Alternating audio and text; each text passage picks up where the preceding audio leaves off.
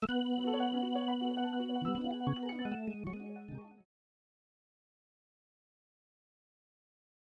going on, everybody? It is Wednesday night, so that means this is Track Chat with the most known unknowns. I am Coach Kyle Stevenson from Georgia State University. We got Hassan Stamps from East Tennessee State University and Lamont Johnson, Johnson C. Smith University. So this week's episode, I think it's gonna bring about some good conversation. But HBCUs versus PWIs. So with that, we want to cover should our black athletes, choose otherwise? Is the HBCU route better than the PWI? Is the PWI route better than the next? Let's weigh in on the pros and cons. I know none of us attended, an HBCU, but I know at least now, Lamont, you coach at one. I know I really wanted to go to one out of high school. They kind of got shut down. And even now, the interesting thing with Georgia State, we're not an HBCU, but we get asked all the time if we are. And based off of the past 2 years, we've graduated more black students than any HBCU in the nation. So I just want to throw that point out there. But we're gonna get the conversation started. So let's start with this. Definitely just want to keep everything tied in with what's going on in the nation. Should our elite athletes reconsider going to a PWI and take their talents to an HBCU? Who wants to take it first? Go ahead, Stamps. You got it. Amidst the concerns of, now how I think out there issues are. I mean, every single day a new scandal emerges at the PWIs as far as like, how they move, things that these coaches are saying to the athletes, ways in which our young people are being handled that I know we didn't anticipate, respect, or expect for them to be handled when they've gone off to those places. I definitely have been interested. I've applied for a few HBCU opportunities. So I was never really anti the establishment, but I'll always remember growing up in Atlanta. Morehouse, Morris Brown, Clark, Spelman. Obviously, it's all girls' school. And George. A guy that has definitely been well aware of HBCUs. I'll never forget somebody asked me that question, would you be interested in going to Morehouse? It's as good of an academic institution it is. I was like, well, or no, my father asked me a question that, would you, son, be interested in going to an HBCU? And I was like, well, not necessarily, if the opportunity existed for me to go to a place that my forefathers, fought for, equality and things of that nature. Like, why would I go, quote unquote, be amongst my people? In that, like, reverse, like, in my mind, it was like reverse segregation. So I am 100% on board with the young man basketball player saying, hey, understanding how he can affect change. And when we start talking about our natural resource of our athleticism and trying to level the playing field, more so now than ever, I believe individuals need to be more keen on being in a place that could minimize some of these systemic issues that we're dealing with. I have a question for Lamont inside this question. Short of, I think the biggest fear for a lot of coaches that, aren't really in line or have the thought to go to an HBCU is the horror stories of how operations happen and things of that nature, just from a fiscally responsible place. My question to Lamont is, as the lifestyle of being a head coach at a HBCU and what student life is, what would you believe if you could put yourself as a student athlete at Johnson C. Smith like you were at Iowa State? Do you feel you would have been cared for better holistically as a person? Um, wow. Okay. I am not speaking as a head coach. I'm speaking as a former athlete. Correct. Based on what I experienced at Iowa State, I felt as if though I was taken care of way better at Iowa State than I would have been at a HBCU. And I only say this based on my interactions during my recruiting process. There were two HBCU schools that I was strongly looking at, and I never got a phone call back. The first time I heard back from that coach was 2015. Wow. I want y'all to think about. I want y'all to think about that. 2015. Um. So me personally, just based on that alone, and not lumping everyone, I'm just going on based on my interaction with the two schools. One of them schools I still haven't heard back from yet. And I mean, that's neither here nor there. But I'm just trying to paint a picture of everybody. Um, Everything that I needed for me at that time was there. Meaning, it's no secret I grew up in New York City. No secret that I went to junior college and all my teammates were black. The city of Long Beach was black and Hispanic. New York City was black and Hispanic. So I went to Iowa State because I knew that there was no way on earth I was going to be able to avoid my white counterparts. So I had to learn how to deal with them other than in a negative light. When I say negative, I'm talking about the only time I've had any interaction with them was with the cops raided the neighborhood, or if I'm walking past a drug user. So do I feel I would have gained something? Probably if I had went to a HBCU. But I think for me, everything that I needed at that moment in my life, it was more beneficial for me to go to a PWI. I got you. Okay. Okay.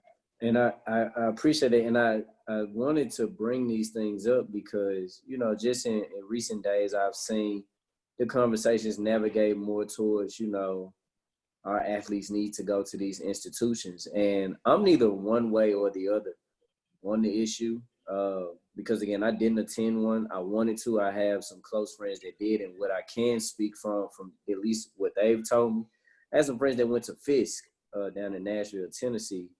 And what they really loved about it was like being black was intertwined into the curriculum. So where we may not necessarily read about in the history book or just, simply just get taught like random facts or just more detail about the experience, like they made that a part of their college experience, so that was something that stood out.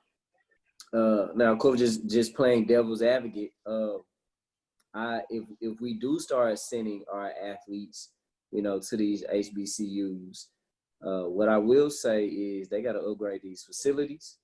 The alumni have to then invest in that institution, because honestly, that is actually the difference. I tell my current student athletes and I tell my recruits all the time, college is what you make it.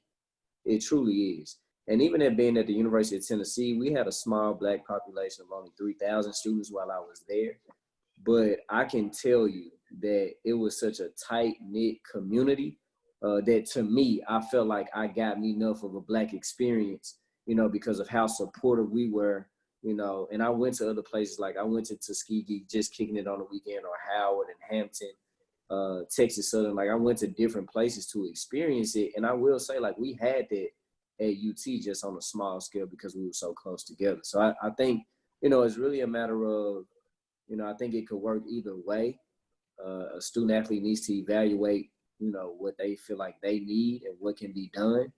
And the last thing I will say with the HBCUs is that if we do start to recruit these young athletes, to come our way, to at least come your way, Y'all got to make some TV deals. You know, you got to work out some different sort of things, you know, to create these opportunities and not just say, hey, you're black, we're black, you know, come run for us, come play for us. Now, next question though, and not even so much a question, but I think we all can agree to this because we talked about it outside of being on camera, is we see one HBCU in particular that is shining right now in the NCAA and track and field, you know, and that's where I think they can essentially serve as the model, you know, not only for HBCUs or PWIs, but just in general. So, Lamont, I want you to speak on, you know, speak on North Carolina A&T, man. Just, you know, how you feel about them, like, you know, where they are, like how they got there. How are they able to do it at being an HBCU? Because it's something like I've never seen before in my lifetime. Okay, well, in you know, in all fairness, you know, I'm only going to speak on what I was told, not what I think. Um, let's be very transparent with that. Um, everybody knows the A&T situation from a couple of years ago. A lot of us probably know people who went to A&T, like Tim Walls and Castillo Newman, and you know, we all know a bunch of people who went to North Carolina A&T who happened to make the NCAA championships. What people tend to forget is that the reason why the sickle cell test is now prevalent in track and field or just in sports in general is because of the tragedy that happened at North Carolina A&T. I don't know who made the final decisions, but I guess it was the board of trustees, from what I was told, decided to let everybody go, from the president, vice president, his entire cabinet, all the way down to the athletic teams, all the way down to, I mean, the coaches from the teams, the track coaches, the athletic trainers, everything. They brought in a new president who happened to be white, brought in the AD who happened to be white. You see the irony there? They broke the rules in a good way, not in a bad way. So what they did was, listen, we got the facilities, we got the land, we got this. This is what we're gonna do. I am going to get naming rights to the stadium, the BB&T Bank Stadium now, or whatever they call themselves. Because before it used to be Belk. You know, Belk was the major name out here for all the track facilities in the North Carolina, South Carolina area. They got naming rights. They bought out their own Russell deal because they hated how Russell did it, and they went straight Nike. They showed up to the conference meet, paid the fines. The AD was like, look, I'm going to pay the fine. Y'all just go ahead and get the Nike stuff and we'll do that. Then all of a sudden, football started winning and the investment started going. There was incentives there. So they hired Coach Ross, and Coach Ross was doing his thing at that D3 school. He comes in, he catches one or two. That 1 or 2 became 3 and 4. That 3 and 4 became 6, 7, 8, 9, 10. So there has been a great financial investment into those programs. You hear the key word? The key words is financial investments. Okay. They are, and this is based on what was told to me by somebody within their staff, and I say that respectfully. I'm not going to reveal their name, and just people in their conference. Bethune-Cookman used to have the highest paid coaching staff in that conference. And I think Mo P was the highest paid coach in the conference. Oh, Ross of them surpassed that. They surpassed that. They gave them great bonus structures, great salaries. I mean, nobody on their staff is hurting for money. Everyone is being taken care of. You know, so what they ended up doing, they ended up just investing into their top programs. They went back to say football and track and field. Now they investing heavily into basketball now, you know, which is something that I'm glad to hear. And baseball is also on the rise. So you won't see a lot of great baseball teams coming out of A&T. Once again, they put the investment in there. They put the financial backing behind their product, and you see what it is. They are bringing back all of their seniors. Okay. Now, think about that for a second. With everything that's going on, you know, some people had to choose, well, we ain't got the money, this and the third. No, the AD found the money, and he's bringing back all of the seniors. All of them is coming back, which is beautiful, you know, because Ross has earned the right to have that opportunity to do it over again and run it back one more time on top of the people that they got coming in. So the school's paying for that. So what they're doing at A&T is they're not being scared to spend money. They're breaking ground on a brand new academic facility. They're building brand new dorms. They're breaking ground. They're not scared to spend money. Everyone got to remember, A&T had to turn people away because they had nowhere to house them. Because their sports teams is doing stuff. The football team was back-to-back national champions.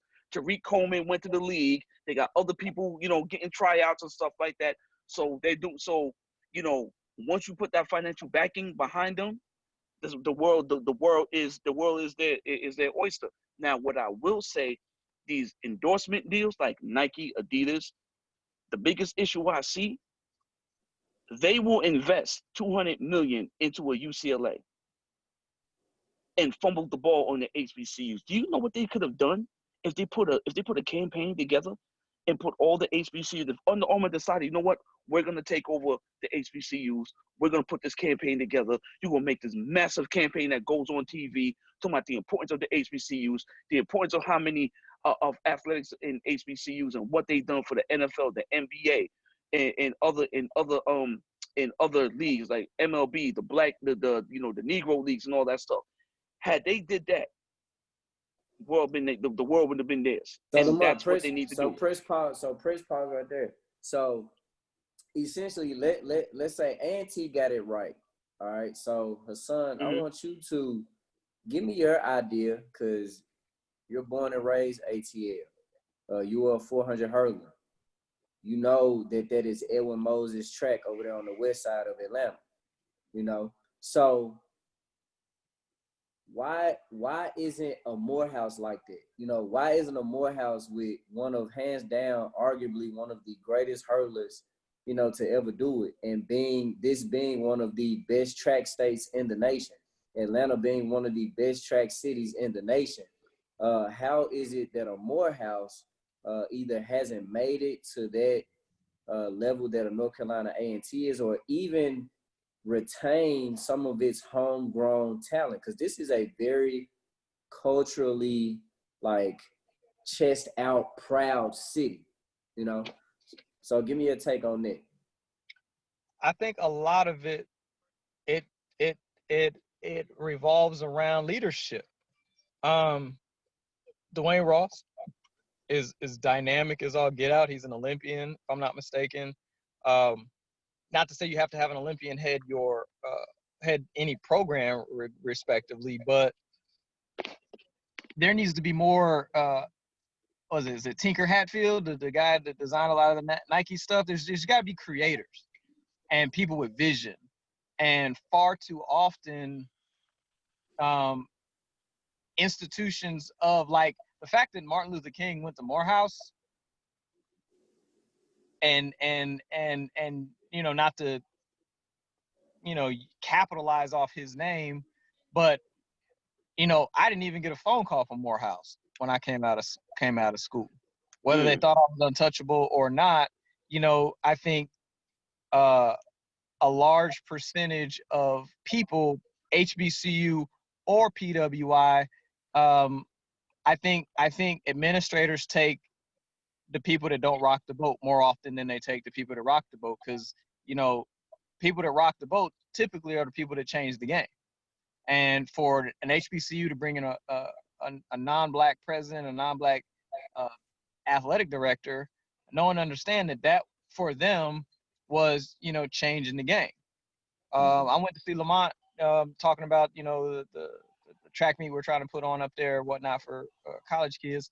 You know, and there's a white guy that came from the Wisconsin Green Bay school, or, you know, where Lamont was in Wisconsin, and came down there. So, you know, a non-Black 400 hurdler by default, you was a minority at an HBCU. And so a lot of young people don't understand that they kind of get the same benefit of being a minority at an all-black school if they want to take that path. So I think once a model is created, I think you got two types of thinkers. If Coach K decided to leave Duke today and come to ETSU, guess what? ETSU would be a basketball school. But because he's developed his brand of basketball and his persona, I don't think a lot of head coaches understand, or really make themselves a persona. And I think if you look at football and basketball, those programs are led by men and women that are personas. You say Indiana basketball, Bobby Knight. When you say Duke basketball, Coach K. Before Dean Smith passed away, North Carolina, Dean Smith. When you think of a Pat Henry team, LSU and Texas A&M. Bev Kearney, Texas. Even within, one of our other buddies or one of our other friends, has the shows at Athletics LLC. They talked about the Mount Rushmore. I'm on your side. How you not gonna mention George Williams? How you not? Right. You see how you see I got on their head about that. Yeah, how you not? How he doesn't even get a mention? I don't care that he didn't make it. That's fine, he didn't make it, but y'all didn't even say the man's name. And when you brought that up to their attention, oh, we didn't mean nothing like that. It was our list. It was our list. It was our list. When all that basically was, I call it shade. It's like shade. It's like you mentioned all these other people that, how you gonna name the guy from UTEP and his distance prowess, but you didn't have the capacity as your brother to talk about Pup. He came down to some of our meets down here. I think when you were at Virginia State, Lamont. Yeah. So, that is arguably one of the most successful people. Like we all said, we all think we were successful. We were all said, whether you win a national championship as an athlete or with an athlete at the D3, D2, D1, or as a team at the D2, you win it. It ain't easy. So I'm a firm believer that the HBCUs that miss the mark are afraid to go after certain kids, don't have the, haven't had the results. And, we're a results-driven sport. An HBCU to get the number one player in the country has to up their basketball game. I understand the young man Mikey is like that deal, but I can't see unless him and 5 or 6 other guys like the Fab Five say, hey, fellas, we all gonna go here and change the thing, because he's not gonna go somewhere and be by himself. True indeed. I agree. That is true.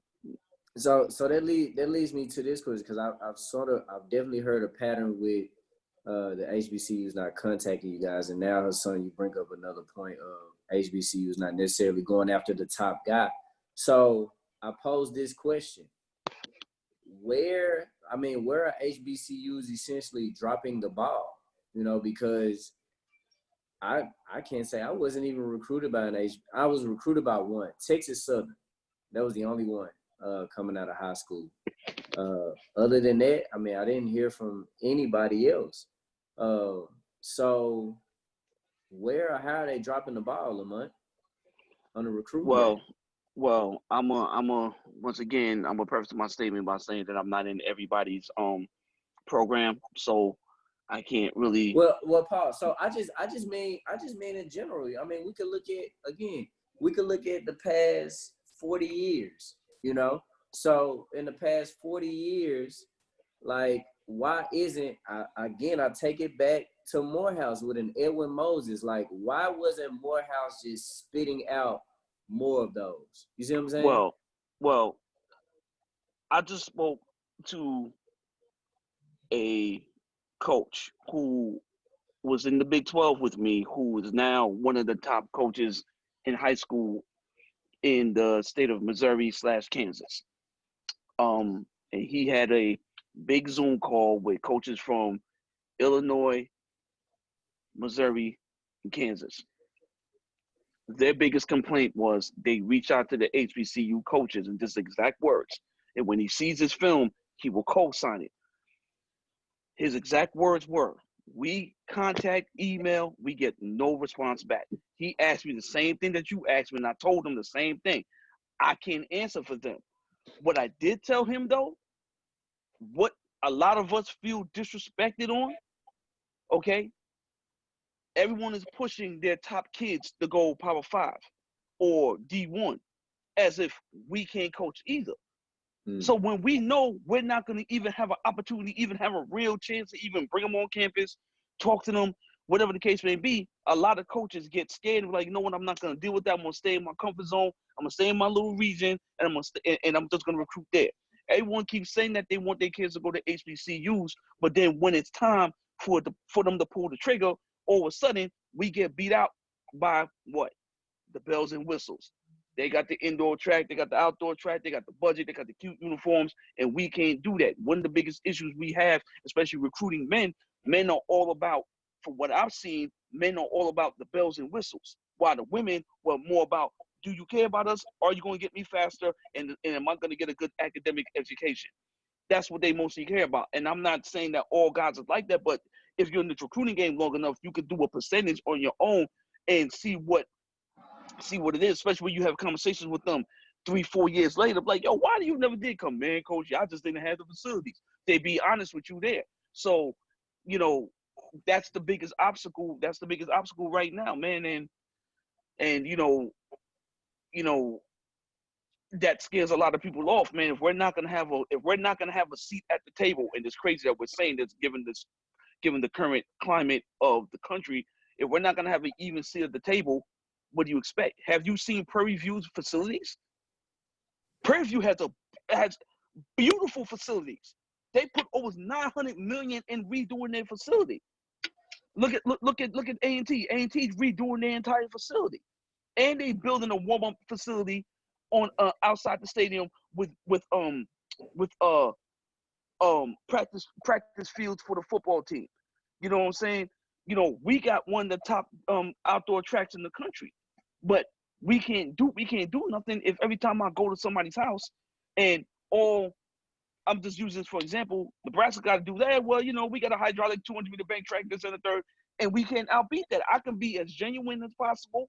I can do what I need to do and be on the phone with them every day and show them the real side of me. But at the end of the day, until the playing field's even, which can happen if some of the top athletes start coming, because that's how Boise came to prominence. All it took was that one run, and then that run led to another year, and then all of a sudden they started getting 3- and 4-star recruits. Yeah. Well, and then it worked out. I also think another thing that is happening that has to happen is the blindfold is off, y'all. You know, like people ain't like, I don't think if, you know, I hate to use the word. I didn't like it when they said it, but, you know, I get it. You know, the woke, you know, I'm woke now. You know, I'm aware of the oppression. I'm aware of the systemic problem that faces us at every corner.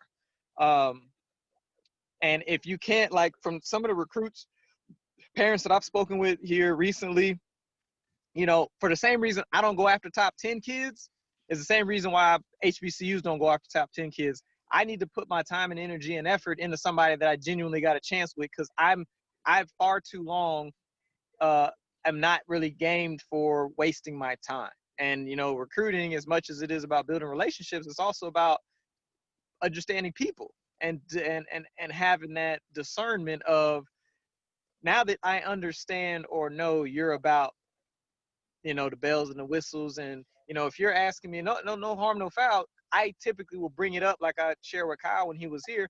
I let them know we get 3 T-shirts off rip. I'd say, you know, here's our schedule. You know, we're a regional schedule. We don't go to Mount Sac. We don't go to Houston to run. You know, we're in the Southeast more often than not. Florida Relays is a big deal for us if we get to go. If we had a talent and ability, we'll go. If we don't, we will not.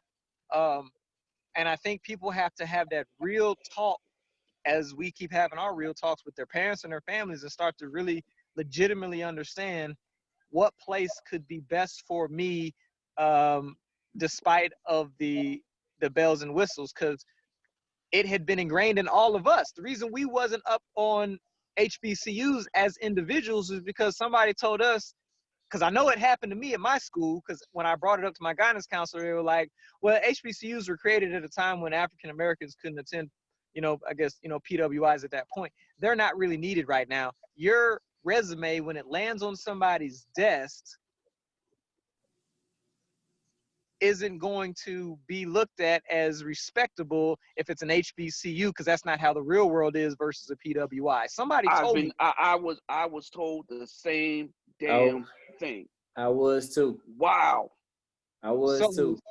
So until that paradigm shifts, until we get guidance counselors to not say that, or we can at least uh, uh, uh, change the narrative and show all the successful people that have come out of HBCUs that are doing well, that are doing their thing. That, because what people don't really understand is now that like postgraduate work is like really the bee's knees, bachelors don't mean nothing anymore.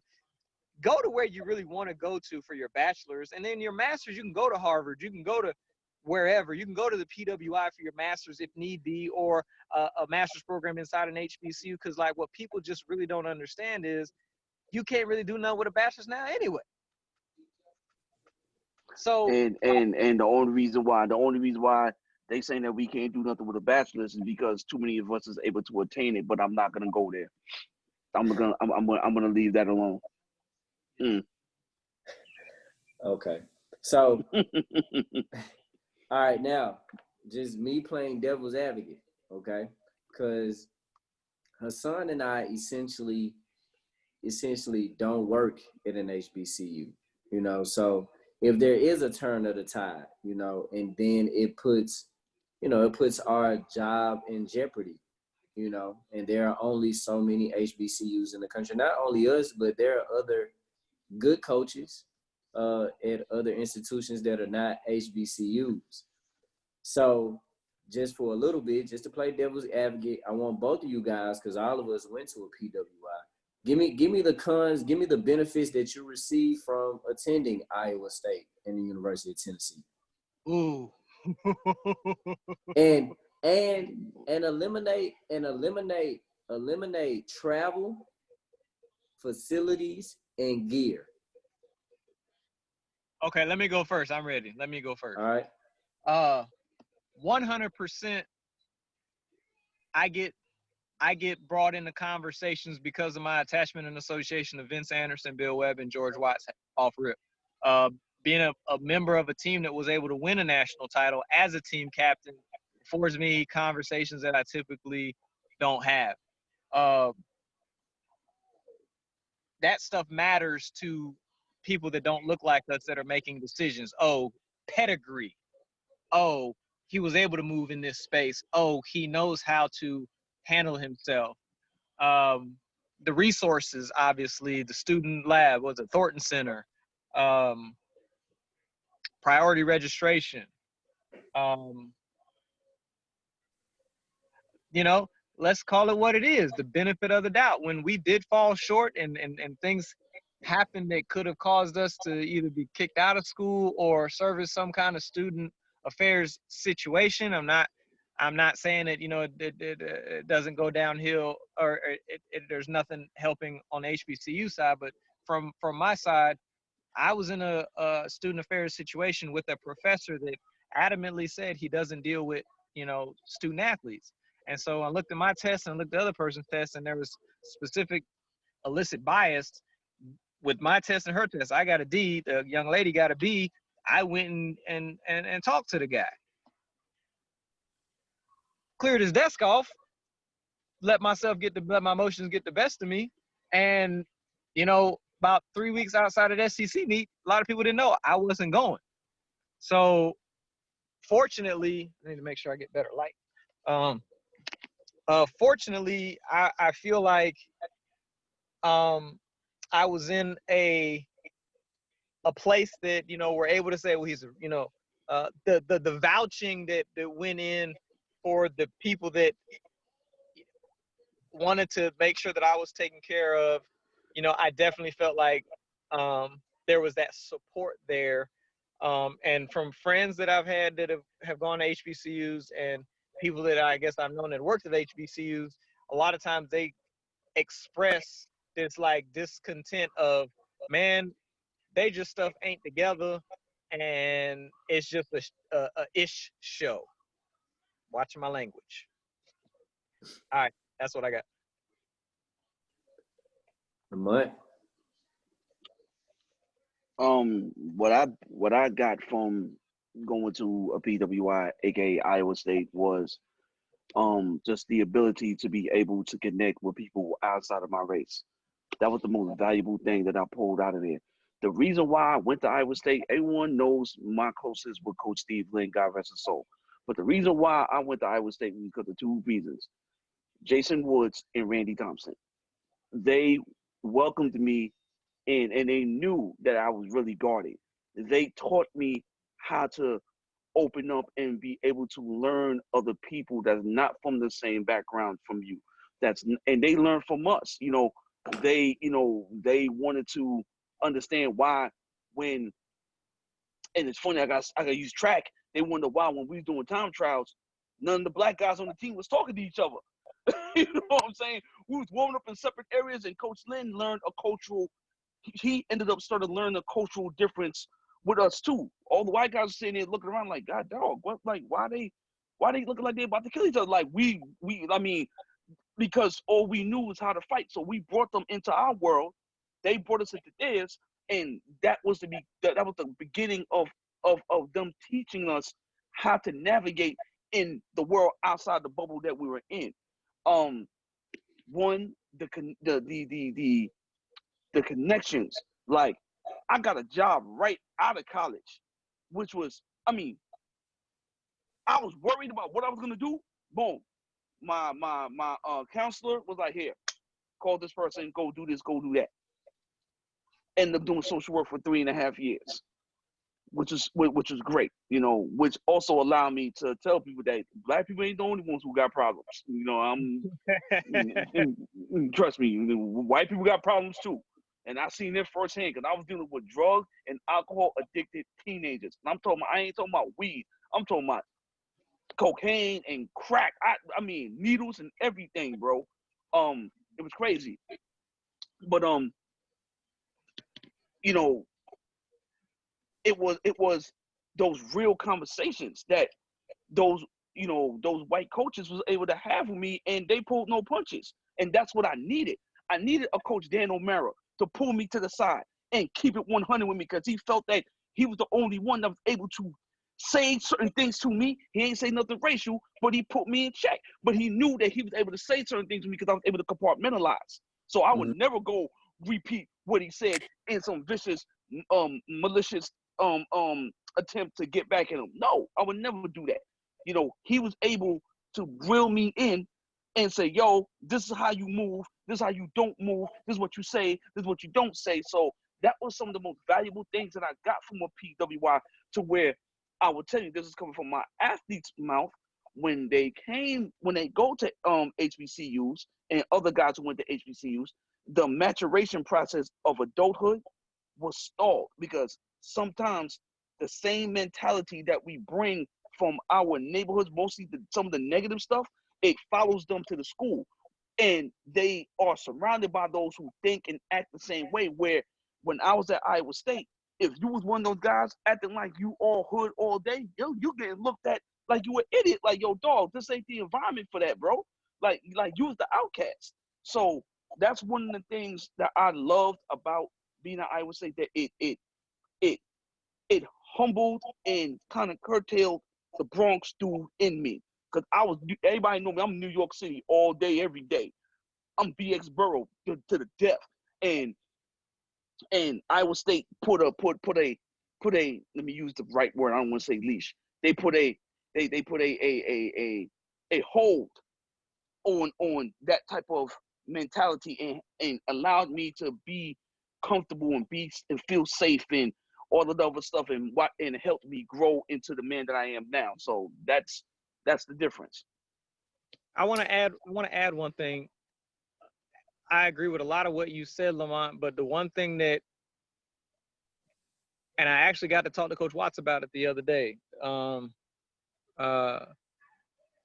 It also gave us a false, and so those are the pros that Kyle spoke about. My con is, it gave us a false sense of acceptance that we thought we earned and gathered, because when we left the confines of our campus that had beloved us because they know who we essentially were, Right.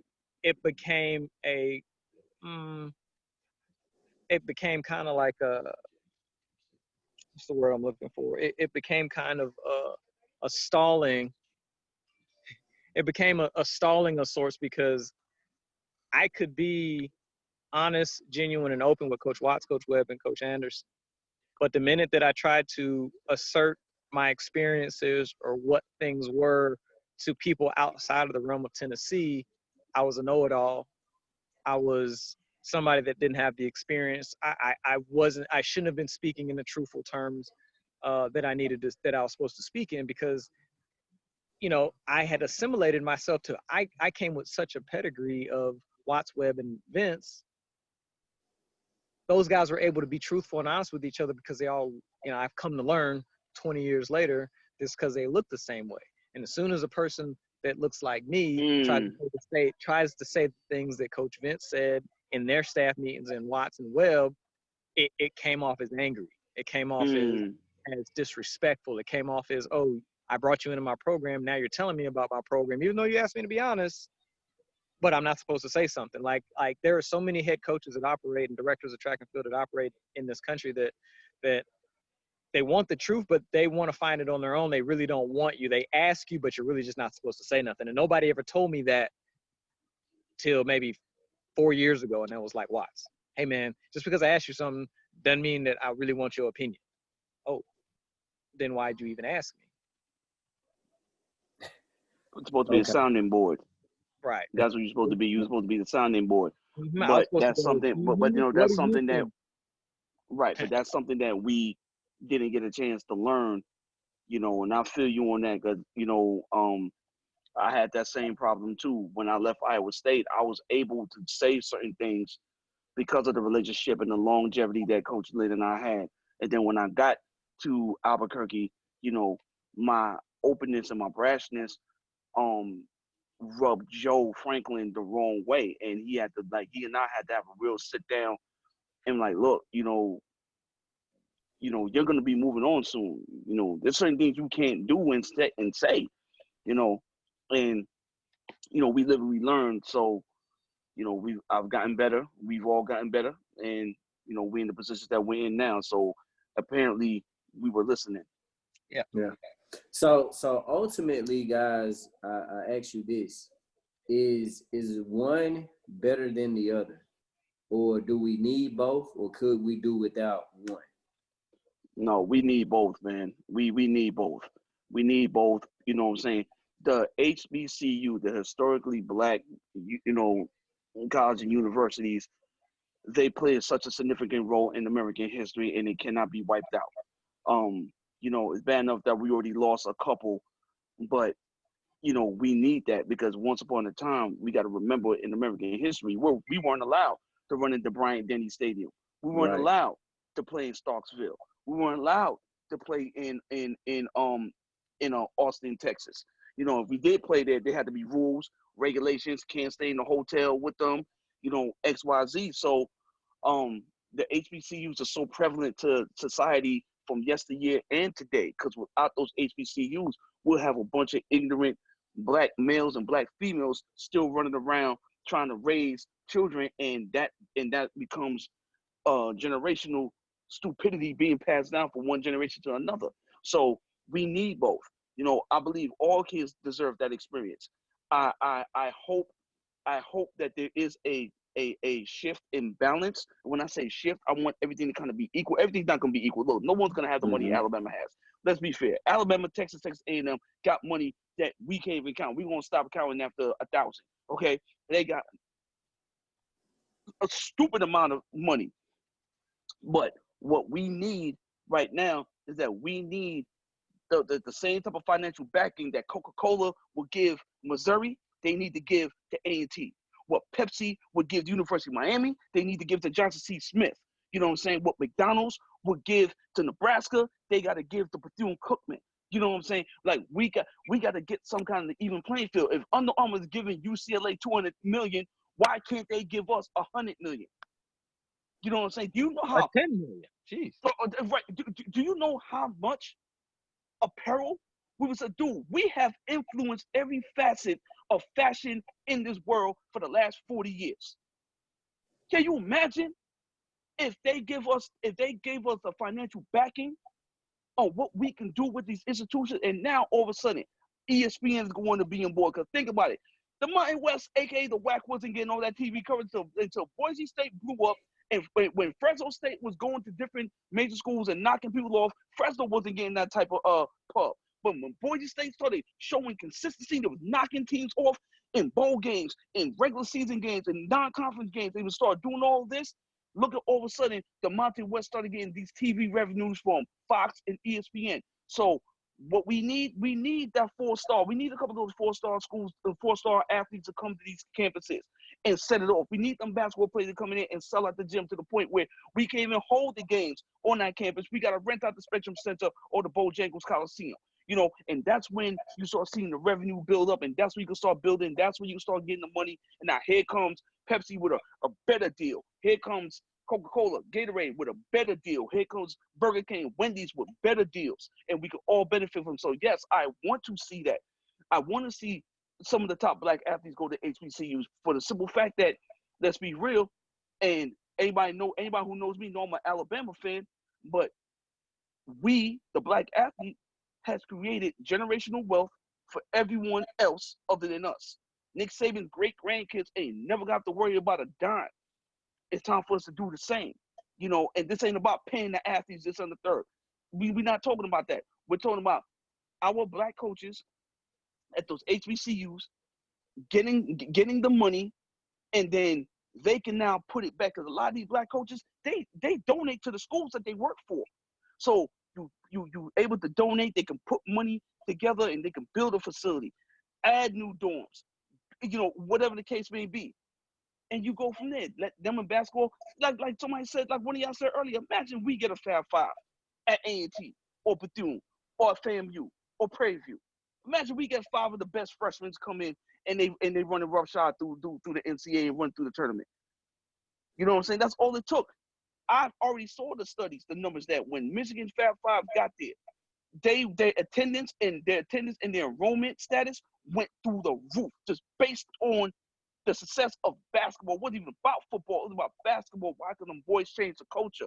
So somebody needs to change the culture. 5 to 6 young men come change the culture, make it deep into the tournament. Don't nobody leave early, because if you're nice, you're going to go number 1 if you leave after your freshman year, sophomore year, or junior year.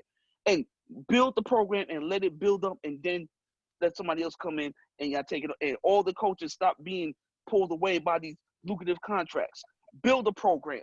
You know what I'm saying? Build an HBCU program like Eddie Robertson did at Grambling. Build the program. Stop when Texas start coming. Oh, I'm going to run to Texas. No. You see what Shaka Smart is going through? He ain't had the success that he had when he's at VCU.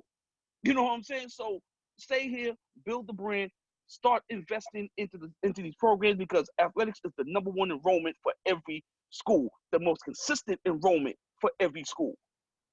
Invest in sports, invest in the facilities, and we'll be good. All right, Stamp. So do we need both? And if so, why? I think we need both, man. I think life is about dichotomy, and you know, being able to, you know, nobody wants to just go to McDonald's every day. You know, I'm gonna want to throw in some pals. Shout out to Johnson City.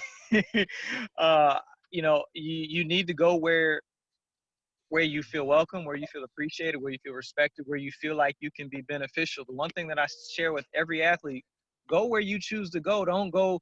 I said, do your best to not go somewhere that doesn't really want you. And if you're doing more of the recruiting on your end, chances are they don't really want you. Go to where you're an impact and feel connected. A lot of our athletes choose to come to the places we're at because of us.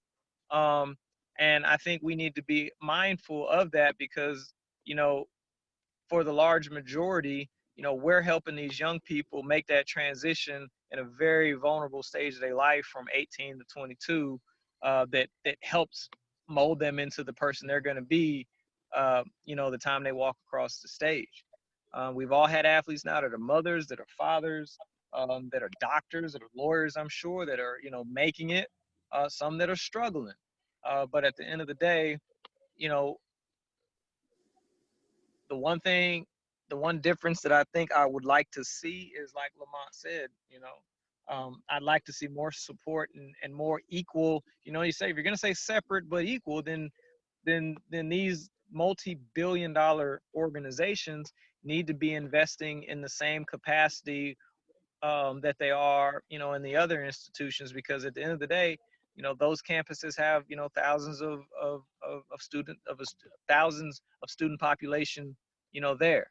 And it's really difficult if you're trying to, what we've been dealing with and what we've been going through over these last like 2.5 or last week and a half is this very real and visceral acknowledgement that here we are in 2020, man. And, you can look at a black and white photo from somebody at a protest and a rally from a week ago and be able to compare it, other than the clothes and the modern stuff and maybe having a mask on.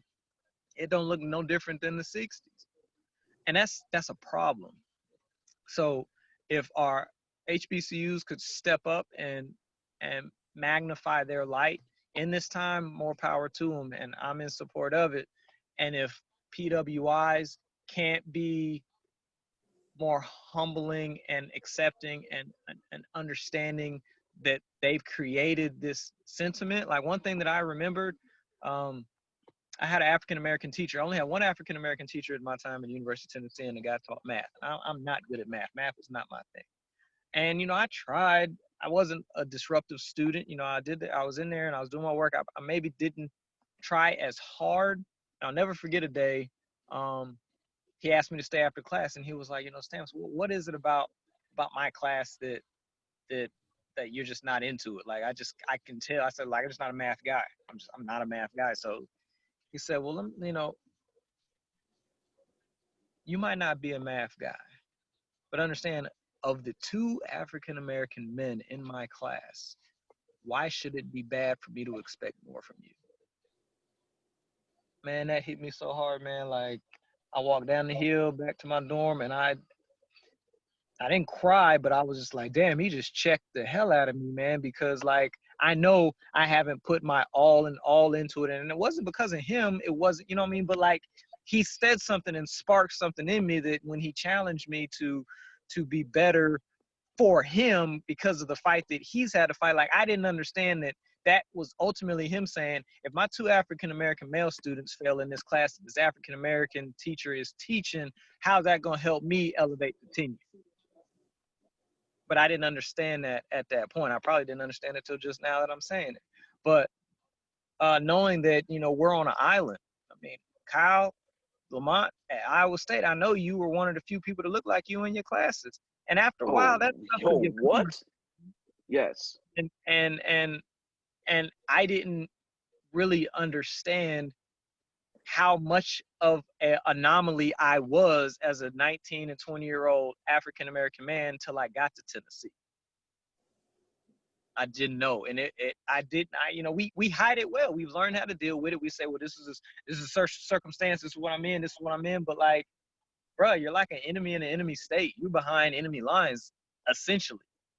And you're like, man, I can't be that guy that doesn't know the answer. I don't want, you kind of feel like you have so much pressure on you to not be the statistical anomaly just because you can run fast, shoot a basketball, or score a touchdown. Because that's how they look at you. Right. I agree. And so my take is, man, I definitely think we need both. And my reason for saying that is, having both, we don't get a statement. I think we get the same statement from Mouse, but it's on Florida's website, So we don't get that, if we cancel the PWI. We don't have someone like Carol Smith being at one of the top athletic schools in the country historically. at a USC and there's a black woman winning the national championship. You know, we don't get a coaching staff at Oregon that has had a pretty good run in the 2000s. You know, being at Oregon, you know, a black head coach, but in the state of Oregon, in the city of Eugene, you know, and so for me, that makes me proud. So I'm all about having both. But then on the flip side, as we brought up, fellow Nuke George Williams, man, we don't, St. Aug hands down, if it isn't the best, you know, HBCU there is in track and field, you know, historically, like it definitely goes down as one of the best under this man's tenure. You know, and so we don't get that sort of run or that sort of dominance or that sort of challenge. And what I mean by challenge, like I remember being at Tennessee in St. Aug and we would be at a Virginia Tech indoor meet. And to be real, I had my sights set on St. Aug more than anybody else because it was so much respect and we knew what they were going to bring. You know, so you don't get that sort of like challenge and that dominance and that confidence from an HBCU without a George Williams, and now with a Dwayne Ross. So, I mean, I love to see them both. You know, I think they both have their places. You know, I think that, again, I mean, there's not enough HBCUs to even employ us, you know, and there's not enough HBCUs to fulfill all the athletes, you know, that we have. But I would love to see whether it's an HBCU, whether it's one of the big three professional sports, I would love to see a push of something that radical, like we saw with Jalen Rose and Chris Webber. You know, I would love to see somebody just take that stance, whether it be basketball, football, baseball, say, look, man, we're the top 20 kids in the country. You know, let's three of us, man, let's go down to Bethune-Cookman and, like, make some noise. You know, let's go up to VSU. Like, let's do it. You know, I would love to see it. I would so be in support of that. But yeah, that's just my take on it. So what I do want to end on, guys, is really just free game. Is if it's anything that you may have missed or have wanted to say, wanted to ask, like the time is yours.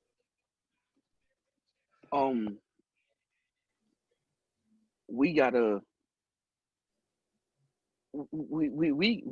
give Coach Williams more props than he is getting. Okay. I know he's a Hall of Famer or whatever the case may be, but between him and Coach Victor, who is the head track and field coach at Lincoln, Missouri, which is also a HBCU school, if I'm not mistaken, are two of the most winningest coaches on the men and women's side, national title-wise, in all the track and field. We have to give them their roses while they are alive. They, to me, is some of the better coaches in America who's turned down Division I jobs because they know what their legacy is. And Coach Victor, you go up against his kids, you know you're going to run. You know, you got to run. You got to battle. You know, he's winning national championship meets, you know, by 40-point gaps. You know what I'm saying? And in Division II, there's more diversity in the championship meet. But he's dominating his way. Coach Williams, come on, man. There's nothing left to be said. So I'm going to segue into this. If I had to do my Mount Rushmore, now they say 4. There's right. We're going to do the Mount Rushmore the right way, okay? Yes, I'm talking to my people at Athletic LLC, okay? I haven't even seen the episode yet, so you got to give me who their Mount Rushmore is. Okay, you got to go watch it, but they know this is all love. You know, everybody, Holloway, Huff, Chew, Chuck, y'all know I love y'all, but here goes the real Mount Rushmore. Hold up. But who was on theirs? I can't remember off the top of my head. You have to go back and go watch it. So they had said Mouse. Dang, it just left me. You had Coach Holloway from some. You had Pat Henry. Okay. You had the legendary coach from Texas El Paso, not Coach Kitchens, the other gentleman. And then John McDonald. Okay. Which And I think somebody threw out Bev Kearney. Yeah. For To add a me, female. if I had to do it, if I had to pick a Mount Rushmore, I would say Dean Cromwell from USC, Bud Winters from San Jose State, okay, John McDonald from Arkansas, and George Williams. Those are my 4 on the Mount Rushmore. So What's yours, I would. Stamps? Oof. I'm gonna go.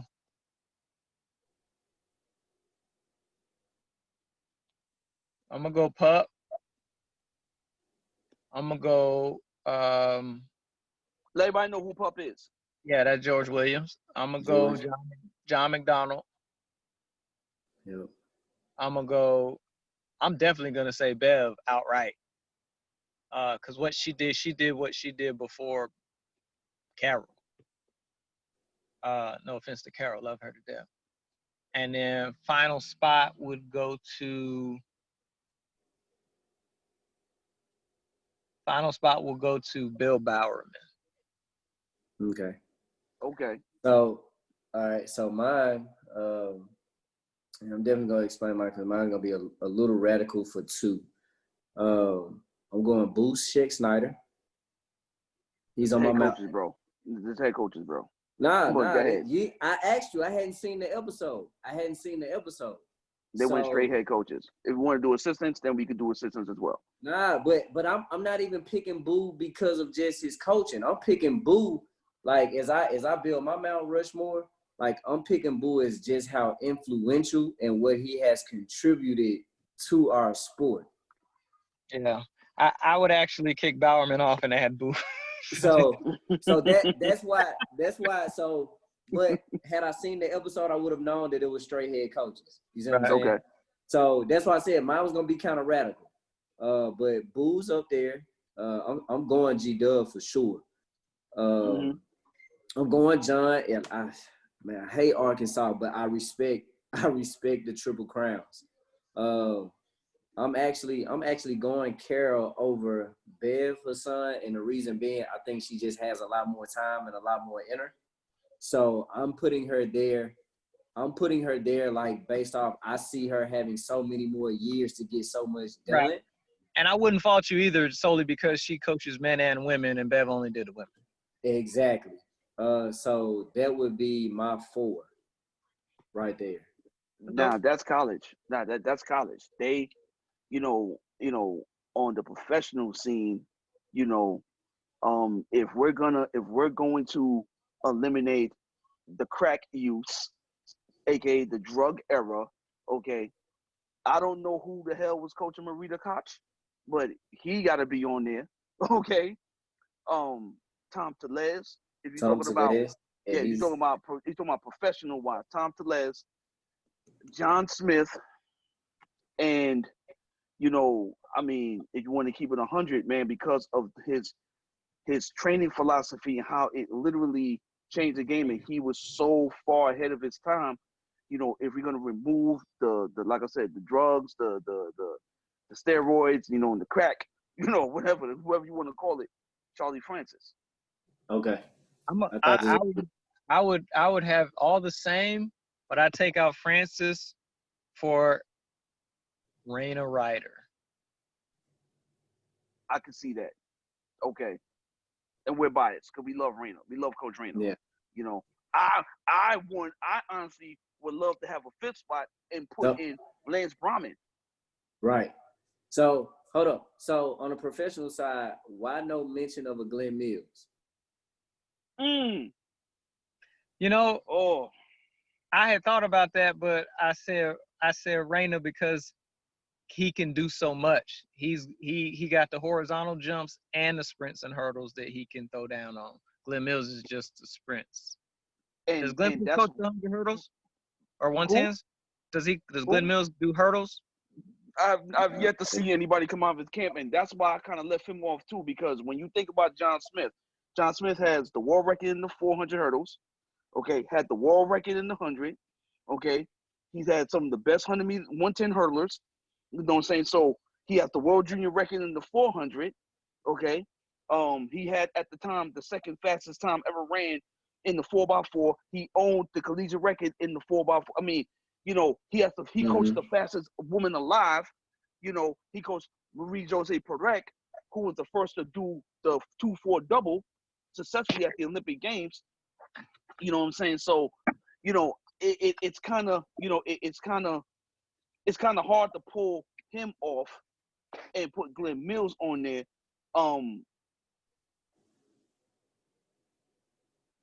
If we're going flat 100, 200, then Glenn Mills is on the list. It goes without saying. It goes without saying. I mean, him and Coach Frano is on the list without question. Yeah, I mean, but that's a valid point with the versatility, though, and that's what I'm saying. Yeah. I think that makes great debate when you're building your Mount Rushmore. You know what I'm saying? I mean, because if you look at Mount Rushmore, like all the presidents, they were not the same. Essentially they contributed something significant in their right. So that's why. So I didn't tell you guys this in the text message, but as we close it out, man, there's something that I think will be cool that I want to close out every episode with, like moving forward. I want you guys, and we could just do 1 a week or even 3 a week, but on the spot, give somebody some roses while they can smell them. Ooh. Does it have to be in our profession or just our life in general? It doesn't matter. You said 3 people? No, I was saying 3, one of each. But like if it's just one, like if you got your one, or if you don't have your one, because I'm putting you on the spot. Let's do one. Let's make it one end of every episode so we can honor anybody as we keep this thing going. Okay. All right, outside of my family and close friends, Harvey Glantz. Okay. Harvey Glantz. People don't really understand those 2 years I was at the University of Alabama when I was under his guidance and I was working under him. People do not understand the impact he made on all of us. He made us better men. He made me a better professional. He taught me what it meant to be the face of a program. How to conduct yourself, how to move, how to dress. I never seen someone take an invested interest in every staff member and athlete that he's ever coached. And, I give him his roses now while he can smell them. That's my ones for the week. Cool. Stan, you got one, Stan? Yeah, mine would be Chris Asher, the former head coach at Cal State, Los Angeles, because he was the one person that welcomed me into this profession and said, "Hey, man, you got an opportunity. If you can make it work in California, bro, you got a spot." And my story started out there. So we've been able to keep our friendship and our professional relationship, for several years.